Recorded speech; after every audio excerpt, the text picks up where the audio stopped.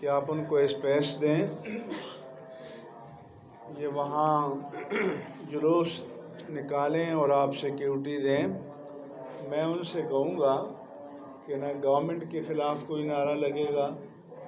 نہ local administration کے خلاف کوئی نعرہ لگے گا، اور نہ دوسرے مکاتب فکر کے خلاف۔ وہ اپنا درود پڑھتے ہوئے جائیں گے اور دعا کر کے ڈسپرس کر دیں گے۔ ڈی سی نے کہا کہ ٹھیک ہے، کل کمشنر کے یہاں میٹنگ ہے، اور اس نے میری رائے سے ایگری کیا۔ سیٹرڈے کو کسی نے رابطہ نہیں کیا، سنڈے کو بھی نہیں کیا۔ منڈے مارننگ کو مجھے مفتی عابد مبارک صاحب کا فون آیا کہ بہت ہی بڑا سانحہ ہو چکا ہے۔ تو جب ہم آئے تو ہمیں پتہ چلا کہ وہ جو جگہ جس کو وہ کنٹروورشل کہہ رہے تھے، امیر معاویہ چوک کے پاس سے حویلیہ میں، تو ٹی ایل پی نے بتایا کہ وہاں سے ہمارا یوم پاکستان کا جلوس بھی نکلتا ہے اور یوم دفاع پاکستان کا بھی، اور کوئی مسئلہ نہیں ہوتا۔ اور خود سپاہ صحابہ کی لیڈرشپ نے کہا کہ ہمیں کوئی اعتراض نہیں ہے، ہم ساتھ بھی جانے کے لیے تیار ہیں۔ جبکہ تاثر یہ دیا جا رہا تھا کہ وہاں وہ لوگ ہوں گے اور تصادم ہوگا اور ٹکراؤ ہوگا۔ یہ جھوٹ ہے، کیونکہ معاویہ اعظم نے خود آفیشلی اسٹیٹمنٹ دیا ہے کہ میں ٹی ایل پی کے ہاں جاؤں گا بھی، تعزیت بھی کروں گا، بتاؤں گا بھی کہ ہمیں کوئی اعتراض نہ تھا، نہ ہے، نہ ہوگا۔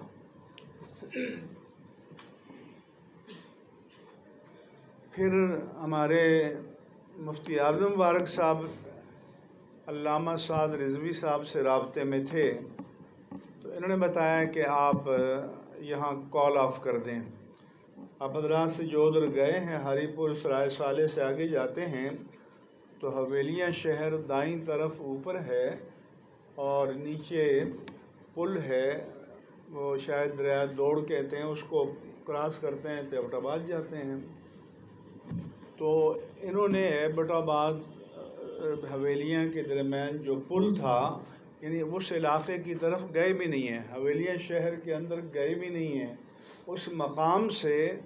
تقریباً 3 کلومیٹر دور اپنے جلوس کو ختم کر دیا اور واپسی کا سفر شروع کر دیا۔ جب واپسی کا سفر شروع ہوا تو یہ بتاتے ہیں کہ اچانک فائرنگ شروع کر دی گئی، بلائنڈ فائرنگ، گرینیڈ پھینکے گئے، سول ڈریس میں بھی لوگ تھے، اور اس میں 4 افراد شہید ہو گئے، 1.5 درجن تو شدید زخمی ہیں، باقی زخمی اور بھی ہیں۔ تو ہم یہ سمجھتے ہیں کہ یہ تو دانستہ ایک قتل عام کی مجرمانہ کارروائی تھی، کیونکہ جب جلوس کال آف ہو گیا، واپسی کا سفر شروع ہو گیا، تب تک کوئی تصادم، ٹکراؤ، کوئی ایسی بات نہیں ہوئی، اور واپس جاتے ہوئے لوگوں پر فائر کھول دینا، جن کو یہ حضرات خود عینی شاہد ہیں۔ پھر ان کے پاس کلپس ہیں۔ آپ میں سے جو انویسٹیگیٹو جرنلزم میں دلچسپی رکھتے ہیں، ڈیٹیکٹیو جرنلزم میں دلچسپی رکھتے ہیں، وہ آئیں، ان کلپس کو آپ دیکھیں، سنیں، جس سے پتہ چلتا ہے کہ ریاست کے نظم میں کوئی نہ کوئی ایسا طبقہ موجود ہے جو ملک میں فساد برپا کرنا چاہتا ہے۔ اب وہ کس ادارے کے ہیں، کون لوگ ہیں، اور کون ہیں کہ جن پیچھے لائن اپ ہے پولیس اور سول ڈریس میں ان کو باقاعدہ فائرنگ کی فری اجازت دی جاتی ہے، کوئی چیک نہیں ہے۔ چنانچہ اللہ تعالیٰ نے کرم کیا کہ یہ شاید قیادت نشانے پر تھی کہ ان کو ہٹ کرنا چاہ رہے تھے تاکہ پورے ملک میں ایک ریئیکشن ہو اور پورے ملک میں انتشار برپا ہو جائے۔ یہ ایک انٹینشنل ارادی کارروائی تھی اس کے شواہد ان کے پاس موجود ہیں، تو ہم ریاست سے پوچھنا چاہتے ہیں کہ ریاستی اداروں میں ایسا سیل کون سا ہے یا ایسے افراد کون سے ہیں جو ملک کو تصادم کی راہ پر ڈالنا چاہتے ہیں اور جو ملک میں انتشار برپا کرنا چاہتے ہیں. کیونکہ ہم تو اس لیے آئے کہ ان کو ٹھنڈا کریں. کیوں کہ ان پر بھی جو شہداء ہیں، زخمی ہیں، ان کے متعلقین کا دباؤ ہے، نوجوانوں کا دباؤ ہے. تو کل سے ہم اس کوشش میں ہیں کہ ان کو کول ڈاؤن کریں، ان کو ٹھنڈا کریں اور پہلے اپنا موقف قوم کے سامنے اور جو مختلف ادارے ہیں، اسٹیبلشمنٹ ہے، اس کے سامنے پیش کریں کہ وہ اس مسئلے کو ایڈریس کرے، ریزالو کرے اور مجرموں کو سامنے لائے. ایک جوڈیشل کمیشن بنایا جائے، اس کے انڈر میں ایک JIT بنائی جائے، لیکن ایسی JIT نہیں کہ جو معاملات کو دفن کرنے کے لیے بنے، بلکہ تمام شواہد کو وہ کلیکٹ کرے، جمع کرے اور اس کے TORs جو ہیں وہ تحریک لبیک کے مشاورت سے طے ہونی چاہیے اور ان کو کنوکٹ کرنے کا اختیار ہونا چاہیے اور ان کو مجرمین کے تعین کا اختیار ہونا چاہیے کہ جن کا پھر اس کے بعد ٹرائل شروع ہو. اگر حکومت، ریاستی ادارے وہ ملک میں امن چاہتے ہیں اور ہم بھی چاہتے ہیں تو انہیں اس سلسلے میں مؤثر اقدامات کرنے ہوں گے. پروونشل گورنمنٹ نے KPK کی انویسٹیگیشن کمیٹی بنائی تو اس میں انہیں کو شامل کر دیا کہ جو جن پر الزام ہے، جن پر چارج ہے، جو اس کے ذمہ دار ہیں. تو جو انویسٹیگیشن کمیٹی ہو اس میں سول سوسائٹی کو اور تحریک لبیک کے نمائندوں کو شامل کیا جائے تاکہ سب چیزیں آئینے کی طرح ٹرانسپیرنٹلی سامنے آئیں اور پتہ چلے کہ بھائی اس کا ذمہ دار کون ہے. اس لیے میرا جناب عمران خان سے مطالبہ ہے، کیونکہ KPK کی گورنمنٹ گزشتہ 9 سال سے ان کی ہے، ان کی مرضی کے بغیر پتہ بھی نہیں ہلتا وہاں. تو میں ان سے بھی کہتا ہوں کہ اپنی پروونشل گورنمنٹ کو آرڈر کریں کہ وہ اس سلسلے میں جو بھی انویسٹیگیشن کمیشن بنائیں اس میں متاثرہ فریق جو TLP ہے اس کے نامزد نمائندوں کو شامل کیا جائے تاکہ یہ بھی ان کے پاس جو ایویڈنس ہے، پروف ہے، یہ بھی پیش کریں گے. گورنمنٹ کے جو اگر دعویٰ اس کے برعکس ہے تو وہ بھی اپنی چیزیں سامنے لے آئیں اور دودھ کا دودھ اور پانی کا پانی ہو جائے گا. لیکن اس کمیٹی میں DPO ایبٹ آباد یا DIG ایبٹ آباد کا ہونا یا DC کا ہونا، ظاہر ہے کہ یہ تو ایسا ہی ہے کہ بلی کو دودھ کی رکھوالی پر لگا دیا جائے. اس وقت وہ پارٹی ہے. District administration its self a party, لہذا ان کا انویسٹیگیشن میں شامل کرنا یہ انصاف کے صریح قتل کے مترادف ہے. اس سے ہٹ کر انویسٹیگیشن کا کمیشن بنانا چاہیے. اور ہمارا مطالبہ ہے کہ جتنے اریسٹ ہیں ان کو فوری رہا کیا جائے، ان کے خلاف جو جھوٹے مقدمات قائم کیے گئے ہیں ان کو واپس لیا جائے اور جن پر محض FIR ہے اس کو وِدڈرا کیا جائے اور اعتماد کی بحالی کے لیے یہ اقدامات ضروری ہیں تاکہ ایک ٹینس فری ماحول میں اس معاملے کو مستقل طور پر حل کیا جائے، ریزالو کیا جائے. یہ پولیٹیکل ریلی بھی نہیں تھی، یہ دینی اور مذہبی ایونٹ تھا جس میں تمام مسلمان شریک ہوتے ہیں، اس میں کوئی پارٹی بازی کا مسئلہ نہیں ہے۔ تو اس کو ہٹ کرنا یہ ایک دانستہ کارروائی ہے، انٹینشنل ہے، اور اس کے پیچھے کوئی نہ کوئی عزائم موجود ہیں کہ جن کو تحقیق کر کے سامنے لانا از حد ضروری ہے۔ تو اس میں چیف سیکرٹری کے پی کے اور ہوم سیکرٹری کے پی کے وہ ٹی ایل پی کی لیڈرشپ کو اعتماد میں لیں، اور میں حساس اداروں سے بھی کہتا ہوں کہ بہت سے شبہات ہیں اور ان پر بھی لازم ہے کہ ان شبہات کا ازالہ کریں اور تمام چیزوں کو سامنے لائیں، اور یہ نہیں ہے کہ بھی کسی لو لیول کے افسر کو بھیج دیا، بلکہ جو ڈی جی صاحب، D G I S I اور ڈی جی سی ہیں، وہ ان بلائیں اور ان کے ساتھ باقاعدہ میٹنگ کریں اور یہ تمام شواہد پیش کریں گے، اس مسئلے کو مکمل طور پر ریزالو کیا جائے، حل کیا جائے۔ یہ اہل سنت کے ساتھ زیادتی ہے۔ آپ کو پتہ ہے کہ جب محرم کے جلوس ہوتے ہیں تو پوری ریاست کی نبض جو ہے وہ ساکت ہو جاتی ہے، اور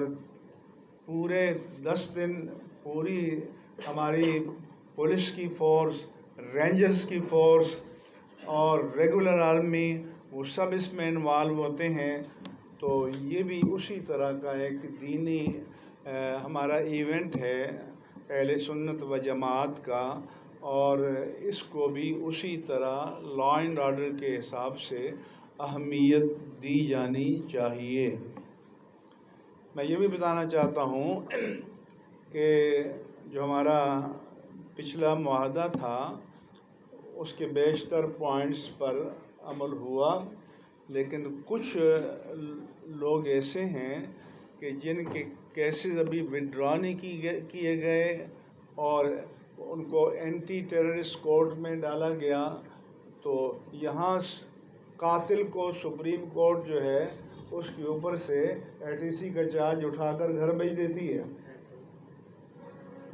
اور جو دینی جماعتوں کے لوگ ہیں